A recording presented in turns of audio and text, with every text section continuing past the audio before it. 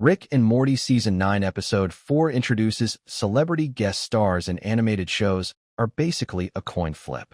Half the time, you get someone famous phoning it in from a recording booth between flights, doing a vaguely recognizable version of their own voice for 20 seconds before the episode forgets they exist.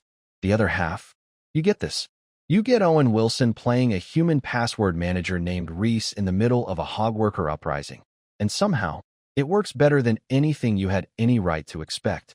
Season 9 of Rick and Morty is 4 episodes in now, and honestly, it's been a mixed bag. Episode 3, Rick Foo Hustle, had some solid bones but never really committed to the bit. This week's installment, A Ricker Runs Through It, is a genuine step up. Not a perfect episode, not an all-timer, but the kind of outing that reminds you why this show still has a pulse when it wants to. Let's get into it. The episode opens with Rick and Morty at each other's throats in the garage, which, granted, is not exactly a novel starting point for this series. But what sells it here is the specificity of the performances. Ian Cardoni's Rick has fully leaned into this drunk, petulant register that's weirdly distinct from the classic Roiland version. There's less nihilistic menace and more, like, a toddler who's had too many juice boxes and is furious about the snack selection. It's a little whiny. It is deeply funny. Harry Belden's Morty, meanwhile, fires back with his own extended meltdown that goes on about 30 seconds longer than you'd expect, and crucially, the episode leans into that extra beat rather than cutting away. That restraint is doing a lot of work. The show is letting the awkwardness breathe instead of punching out of it with a quick gag, and that patience pays off when the actual guest star enters. Owen Wilson walks into this episode vocally speaking, and it's like someone opened a window. Not because the episode was suffocating before, but because his energy is so immediate, specifically him, that it recalibrates everything around it. The folksy cadence, the little upward lilt at the end of sentences, the sense that this man has never once in his life felt the particular kind of urgency that Rick operates on. It fits the character perfectly. Reese is affable in a way that feels almost chemically engineered to disarm Rick specifically. And here's the thing, it works on Rick. Cardoni's performance does this fascinating pivot where the drunk, abusive mess from the cold open just softens. The malevolence evaporates. Rick becomes almost charming when Reese is around, like a guy who only behaves at Thanksgiving when his favorite uncle shows up. And Morty, coaxed out of his tantrum by sheer proximity to Reese's energy, becomes almost functional. It's a good trick. Use the guest character as a mirror that shows you a version of the main cast you don't usually get to see. Of course, you clock immediately that something is wrong. That much warmth, that quickly, in a Rick and Morty episode, someone's hiding something. And yeah, Reese is a password manager. Literally. Rick built or acquired or probably enslaved this guy to be a walking, talking workaround for his own computer security protocols, which is, on its face, an absurd premise. But the episode written by Jax Ball and Albro Lundy has the good sense not to treat the reveal as the punchline. The reveal is the starting gun, because then we find out about the infinite vodka, which is being produced by a world full of enslaved hog workers, which, now that Morty has successfully pulled Reese out of the situation, is about to become a catastrophic problem because Reese, freed from his password managing duties, becomes the catalyst for an actual hog uprising that spills back into the Smith house and causes complete, glorious bedlam. This is exactly the kind of escalation the show does best when it's operating well. Last week's episode, Rick Foo Hustle, had a decent central concept, but never really pushed it anywhere interesting. The martial arts parody got kind of stuck in second gear.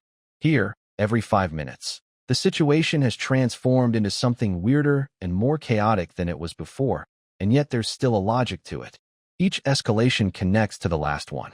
Reese causes the uprising causes the chaos forces Rick and Morty to actually confront each other. It all threads together, which is more structural discipline than the show sometimes manages. But here's the thing. As good as the main plot is, Jerry's subplot might genuinely be the highlight of the episode. And that's a sentence I did not think I was going to be typing. Jerry, because the universe demands he suffer, winds up as an involuntary host body for a gas cloud-based service technician who is way too thrilled about having a corporeal form again. The concept is a little bit standard for this show, but Chris Parnell takes it somewhere genuinely great.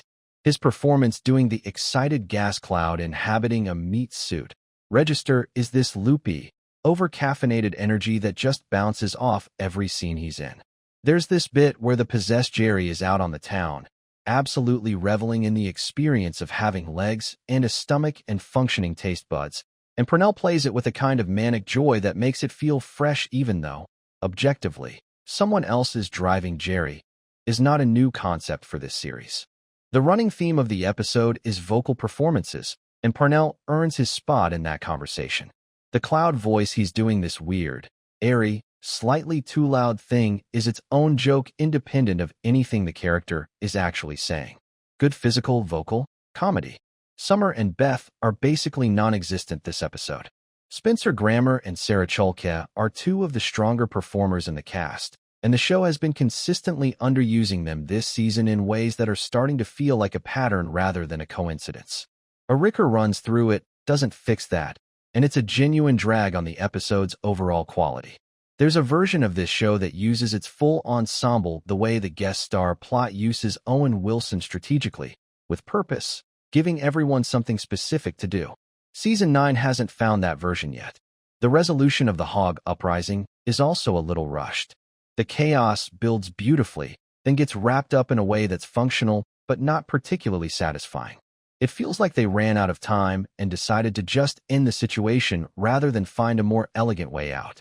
Not a deal breaker, the ride to that point is good enough that the landing is forgivable, but it's noticeable. Let's be honest with each other. Rick Fu Hustle is the kind of episode that exists. It airs. You watch it.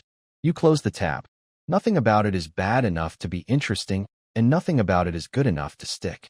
It's the Rick and Morty equivalent of a meal you forget you ate. The central bit Rick refuses to apologize for something, chaos ensues, and there's a martial arts angle that should work on paper. Rick's ego as the engine of destruction is well-worn territory for this show, but it's well-worn for a reason. The problem is the episode never figures out what kind of kung fu parody it actually wants to be. Is it a send-up of the genre?